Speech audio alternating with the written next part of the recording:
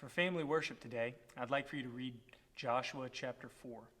Now, previously we've seen how God gives commands to his people, how God gives faith to his people, how God gives assurance to his people, and now we're going to see how God gives peace to his people. If you remember from last week, Joshua and the priest and all the people of Israel were required to step out in the Jordan. And when they stepped out in the Jordan, the waters parted and they walked across that river on dry ground. And God was assuring them that he was going to be with them, that he would go with them into battle and that he would take care of them. Here we see God is asking them to remember what he has done.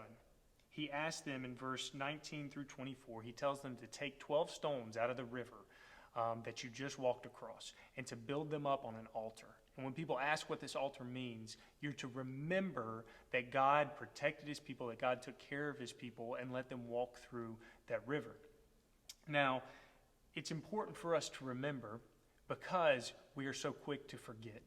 If you think about the Israelites when they left Egypt, how God split the Red Sea and they walked through it on dry ground.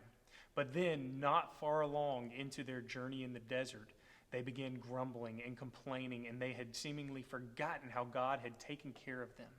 And they started questioning God if he would provide for them.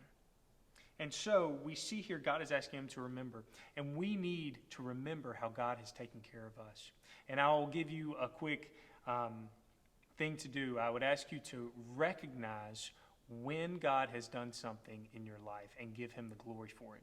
Too often we'll go through and we'll pray about something and we'll want God to deliver, to do something to impact our life. And then when he finally does, we don't recognize it as God's hand in it, but we recognize it as fate or just something that happened by chance. So first, recognize when God does something in your life and give him glory for it. And then second, remember by writing it down, by telling somebody.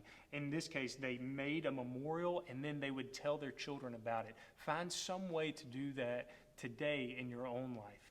Recognize when God has done something in your life and then find a way to remember it. And if you do that, if you recognize when God works and you remember, then you will have peace.